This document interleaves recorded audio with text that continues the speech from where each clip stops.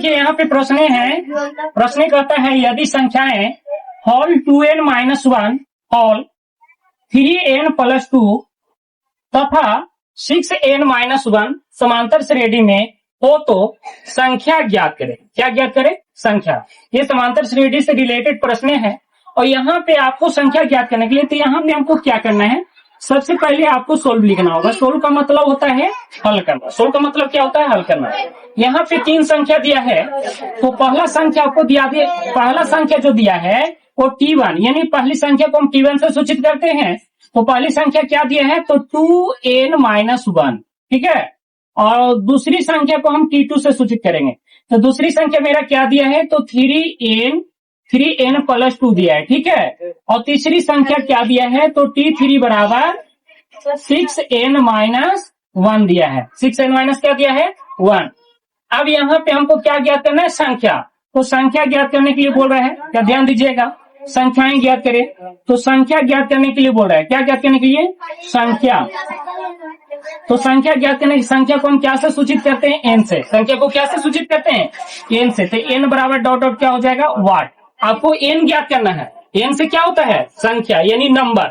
क्या होता है? नंबर। और नंबर को हिंदी में हम क्या बोलते हैं? संख्या बोलते हैं। तो अब यहाँ पे चलिएगा, हमें नंबर ज्ञात करना है, संख्या ज्ञात करना है। तो यहाँ पे क्या करना होगा? एक समांतर श्रेणी में हम लोग प्रश्न पढ़े थे, सार्वय अंतर या पदांतर। और सार्वय अंतर या पदांतर को हम लोग क्या से सूचित करते हैं? तो डी से। तो डी वाला फॉर्मूला हम लोग क्या पढ़े थे? तो डी वाला फॉर्मूला पढ़े थे, जितना संख्या दिया हुआ रहता है उतना ही हमको क्या पढ़ना? डी बराबर फॉर्मूला बनाना पड़ता है। तो डी बराबर यहाँ पे 3 संख्या दिया है, तो डी बराबर फॉर्मूला क्या बन जाएगा? T2 minus T1। T2 minus क्या बनेगा? T1। बराबर में आ जाइए, क्या बनेगा? तो T3 माइनस क्या बन जाएगा? T2। T3 माइनस क्या बन जाएगा? तो T3 माइनस T2 बन गया, क्योंकि हमें 3 को संख्या दिया था, 3 तक हमें सूत्र बनाना पड़ा।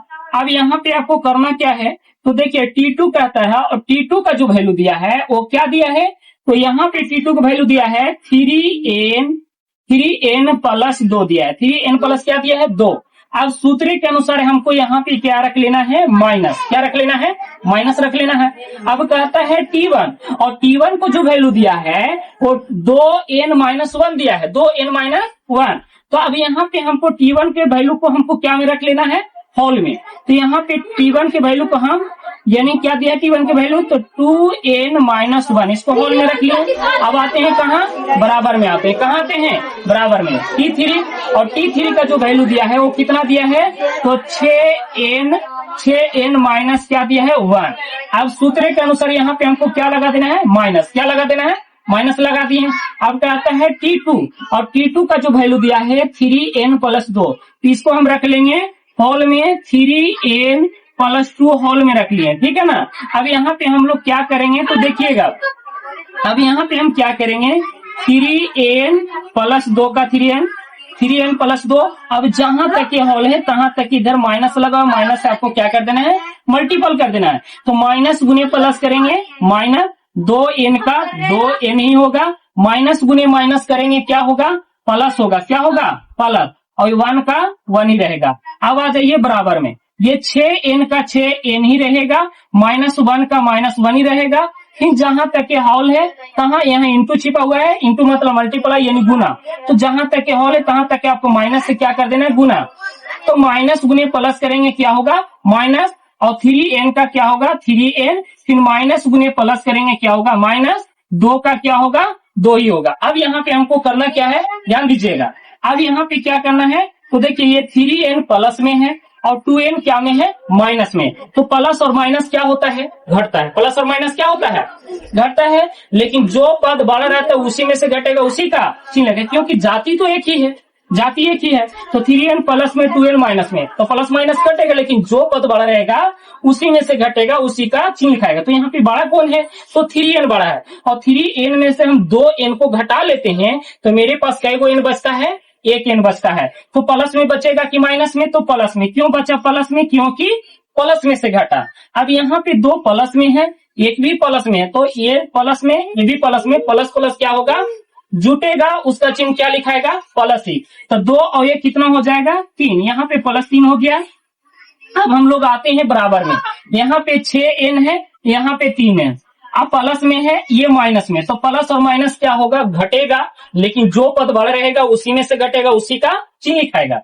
तो यहाँ पे 6n में से हम 3n को घटा लेते हैं, तो मेरे पास कितना n बचा, तो 3n बचा। प्लस में बचा कि माइनस में, तो यहाँ पे प्लस में बचा। क्यों बचा प्लस में, क्योंकि प्लस में से घटा। अब देखिए, एक माइनस में है, दो माइनस में, माइनस माइनस क्या होता है, जुड़ता है, उसका चिन्ह माइनस ही लिखा था। -1 -2 माइनस कितना हो गया, 3 हो गया।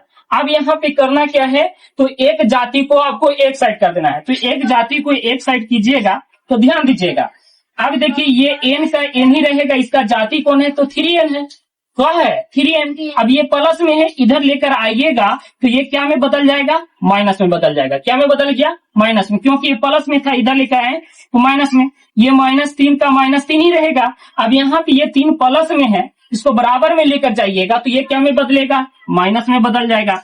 अब देखिएगा, यहाँ पे क्या करना है, ये 3n है माइनस में, ये n क्या में है, प्लस में। तो प्लस और माइनस क्या होता है, घटता है, और जो पद या जो अंक बढ़ रहेगा उसी में से घटेगा, उसी का चिन्ह लिखाएगा। तो कौन बड़ा है, n बड़ा है कि 3n बड़ा है, 3n बड़ा है। 3n में से हम एक n घटा लेते हैं, तो मेरे पास कितना n बचेगा, 2n बचेगा। अब 2n जो है प्लस में बचेगा कि माइनस में बचेगा, तो माइनस में बचेगा। क्यों बचेगा माइनस में, क्योंकि माइनस में से घटा, इसलिए यहाँ पे माइनस में हमको क्या करना है, 2n यहाँ पे लिख देना है, ठीक है। अब ये 3 भी माइनस में, ये भी 3 माइनस में, तो माइनस माइनस क्या होता है, जुड़ता है, उसका चिन्ह माइनस ही लिखाता है। तो -3 और -3 कितना हो जाएगा, -6 हो जाएगा। अब ऐसा करते हैं कि माइनस इधर भी है माइनस, तो माइनस से माइनस को हम क्या कर दिए, कैंसिल। तो माइनस से माइनस को हम कैंसिल कर दिए। अब देखिएगा, तो यहाँ से क्या बचा, इधर से, तो यहाँ से 2n बच गया, है ना, और बराबर में क्या बच गया, 6। अब देखिए, 2n के बीच में क्या छिपा हुआ है, इंटू। 2n के बीच में क्या छिपा हुआ है, इंटू। इंटू मतलब मल्टीपल यानी गुना होता है। तो 2 गुना में है, तो बराबर में जाएगा, तो क्या में बदलेगा, भाग में। तो n बराबर क्या हो जाएगा, तो 6/2। n बराबर क्या हो जाएगा, 6/2। तो यानी 2 से भागा देंगे 6 में, तो 2 तिया 6, 2 तिया 6। तो n बराबर क्या आ गया, 3। n बराबर क्या आ गया, 3। तो हमें क्या ज्ञात करने के लिए बोल रहा था, संख्या। संख्या को इंग्लिश में बोलते हैं नंबर, और नंबर को हिंदी में बोलते हैं संख्या। इसीलिए संख्याएं बराबर हो गया, संख्या बराबर आपको हो गया, संख्या यानी कि n बराबर कितना आ गया, 3। यही आपका क्या है,